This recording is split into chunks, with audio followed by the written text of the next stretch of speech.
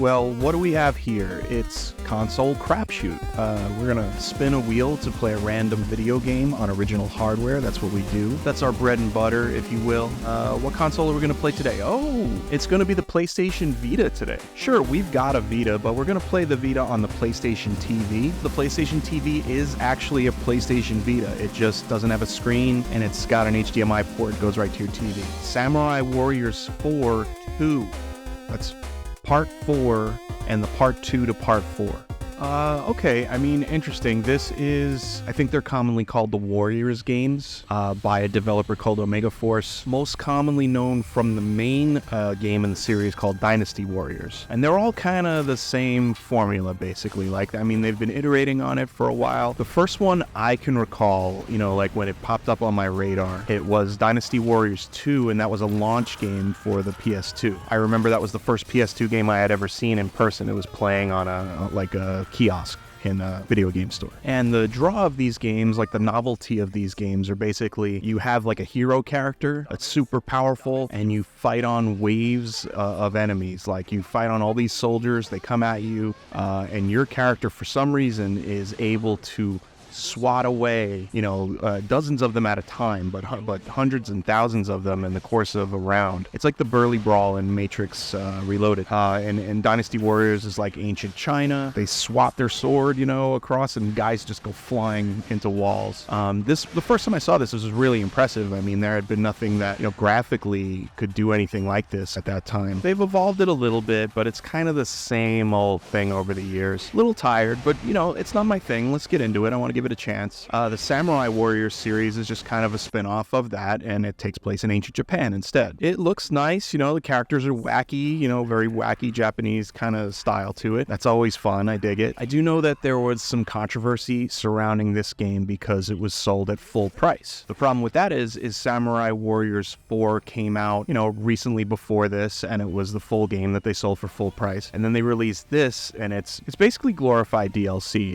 It's more like an expansion than a sequel. It's Samurai Warriors 4, but a little updated, and a story that's told from another POV. And it's improved upon. I mean, there's like online multiplayer that's pretty cool for the Vita. Obviously, it's going to be better looking on the PS3 and definitely the PS4 versions of this game. You got your main hero guy, this guy, and you choose a partner that you're going to go through the mission with. The game's kind of wanting me to pick this guy, but I know who I want to hang out with. You know, like I'm tempted to hang out with her. I got to see that because it's funny, you know, like it's unbelievable. I mean, it's equally unbelievable that this little pretty boy band guy is, you know, swatting away grown men like they're ants. But take it a step further, it's even funnier that this tiny cute girl is doing the same. But these games are not known for their accuracy, historical or physics based in general, so it's fun. Let's have fun. There's not a ton of variety in the attacks, especially in the beginning of the game. You do unlock stuff. You unlock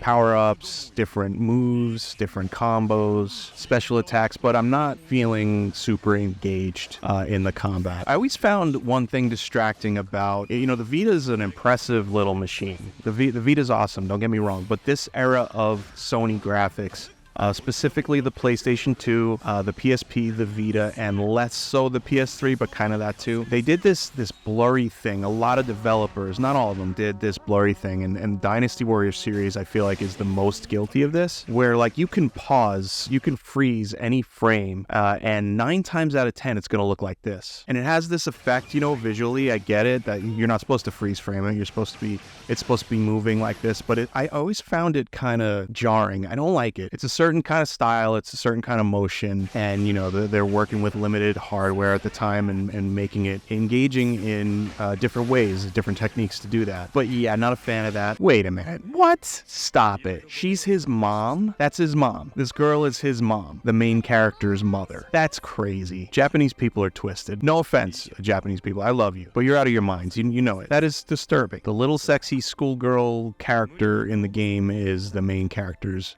mom.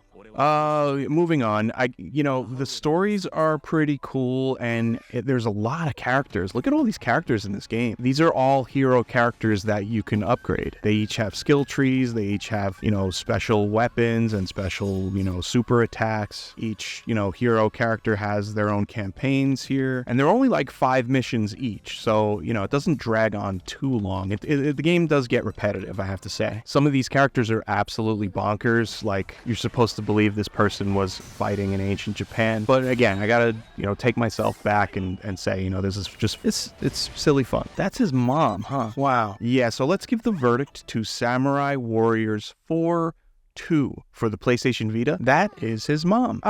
Decent game. There's a lot of content here. There's a lot to play. There's a lot to unlock. It's not like Final Fantasy X-2, where that was its own game. It was like a sequel to 10 because all the Final Fantasies are different stories, right? This really is kind of an expansion, like just a big expansion. Some companies do this. Capcom is famous for it. They just re-release the same game. Street Fighter 4 they released 4 times. Full price every time. Street Fighter 3 times. Street Fighter 2 dozens of times, but I'm going off on a tangent here. As a standalone experience, there's a lot going on. It's pretty. I mean, it looks good if you can get around that motion blur technique that they use. There's a lot of meat. A lot of, yeah, that's his mom. I'd say this is pretty good. Not good enough to be considered great, and definitely not bad at all. I'd be curious to hear what some of you think of this particular game if you're a big, Warriors series fan. For me, as a newcomer to the series, knowing very little about it, I'm gonna give this a 3 out of 5. It's a good game. If I played all, 60 of these games, maybe, putting in perspective, that number might change, but coming at it like this, it's good, it's fine. Something unlike anything we've played before, and that is what we want. So what's it going to be next episode, I wonder? If you want to find out, you probably should like and subscribe, and hell, even favorite this so that the algorithm knows you want more. But that's it for this time. Hope everyone has a great weekend, and I'll see you soon. Bye.